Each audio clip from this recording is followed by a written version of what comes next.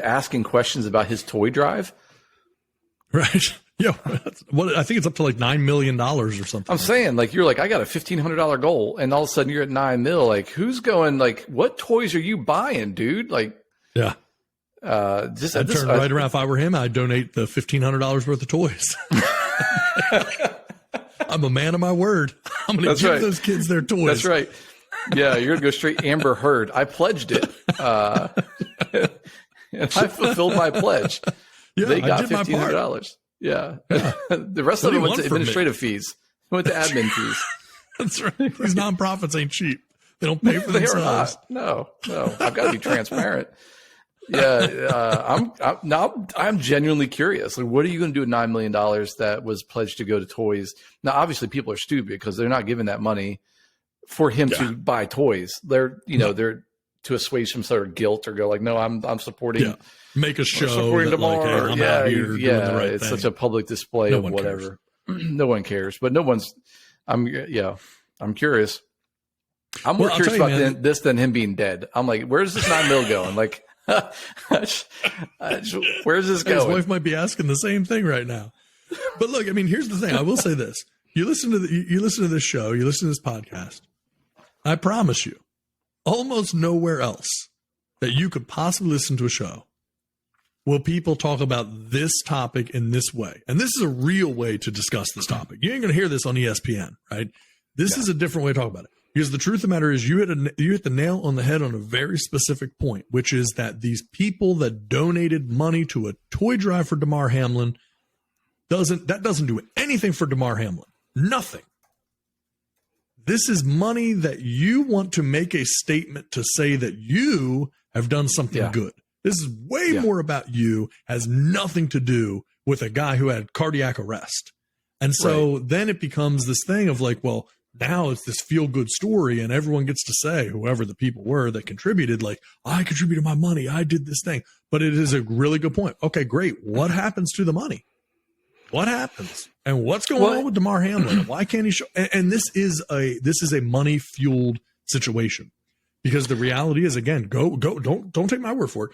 Read the Jason Whitlock article on the Blaze, and it's one of the things. It's still fueled by money, because as Damar does not even want to take his hood down and wave to people, to give in Buffalo the crowd the satisfaction of knowing that they're actually seeing him and saying hi and thanking them, because he stands to make a buck off of interviews and he doesn't want his face shown. Because cardiac arrest doesn't do anything that makes you have to wear a mask over your face to be able to be covered. And if he's on oxygen, anyone on oxygen does not tell you strap a mask over your face as well to help you breathe. That's try to filter that stuff out.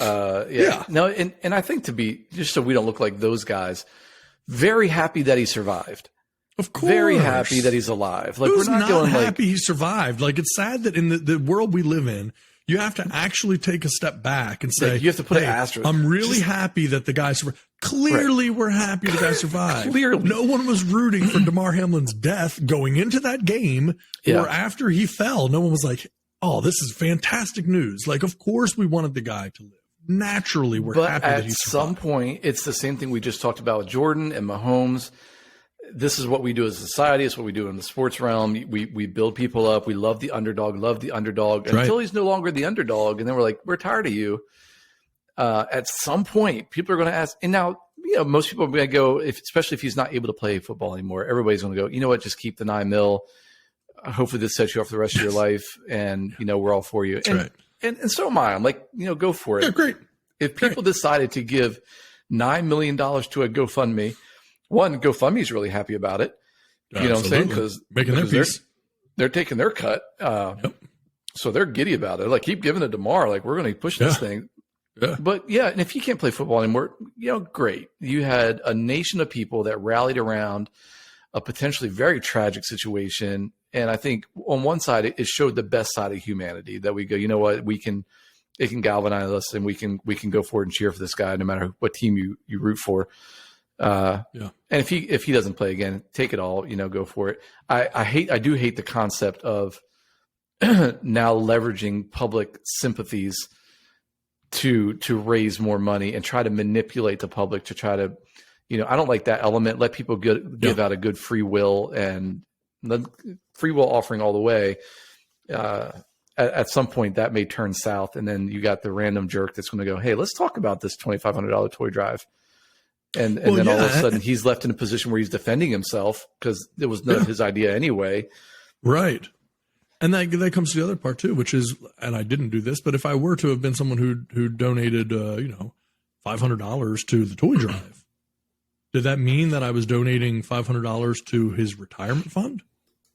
Right. That's not what I thought I was doing. And so you have to get into, and in a lot of these instances, and look, I'm not going to pretend to know, I haven't researched this, but I do think it's worth looking at that in these scenarios, it's oftentimes people just assume that they're donating to something that's going to make a difference in a specific way, a toy drive or something like that. But then what do you know about what actually happens to your money after it's donated? Who's controlling that GoFundMe? Well, we met our mark. What happens on all the money that happens after that gets collected? And so it's they're at $9 million. Conversation. So they're $2,500 away from $9 million. So here's an update they put that's on this GoFundMe page. The fundraiser was initially established to support a toy drive for Damar's community sponsored by the Chasing M's Foundation. However, it has received renewed support in light of Damar's current battle, and we can't thank all of you enough. Your generosity and compassion mean the world to us. As representatives of Damar, the team at Jaster Athletes posted the fundraiser updates and will work with the Hamlin family, the Chasing M's Foundation, and the GoFundMe team to ensure the safe delivery of funds. Doesn't say how much fund, what part of this funding is safe delivery to who? Yeah, and is it just safe delivery of $2,500 to it? Damar created the Chasing M's Foundation to use as a vehicle to bring lasting impact to his community. The foundation supports toy drives, back to school drives, kid camps, et cetera, et cetera.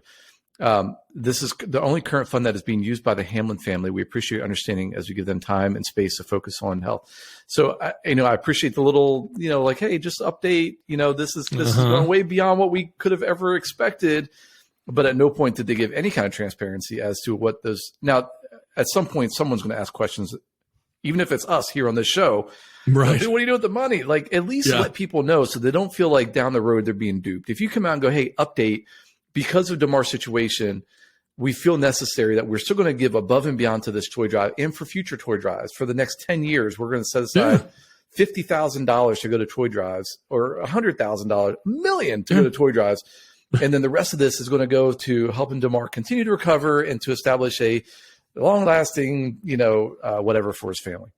Yeah. At least be transparent with it. I think on the front end, you're going to be better off than. Agreed.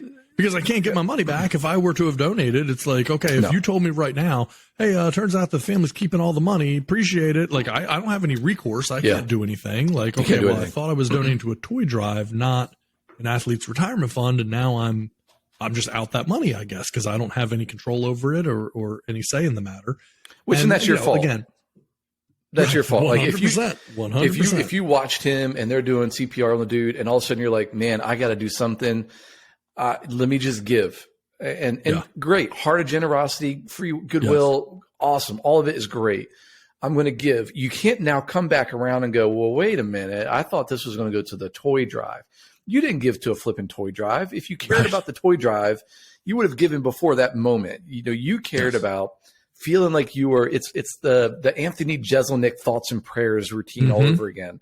100%. Right. So you're doing it. You're just thoughts and prayers. You just want people to look at you to say that you did. I'm not saying that's everybody, but you can't now come back and go. Portion. Yeah, you can't now come back and go. Wait, this doesn't go to the toy drive. I need that $100 back. Yeah. It was an impulse give. Glad you gave it, but don't come back around and say I need my money back. That's Damar's not now, and he's gonna do whatever he feels like he needs to do it. He's gonna buy some more sunglasses. He's gonna buy some more cover-ups. So he got a hoodie account. He's got that deep GoFundMe hoodie pockets now. He's spending money like it's nothing. Nike's about to sign I got that the Under Armour, I got the Nike, I got the No Bull, I got every single thing going on over my head, man. I got all the sunglasses. I can go to any gas station I want, buy all the sunglasses I can see. Nike's going to sign them. When you literally can't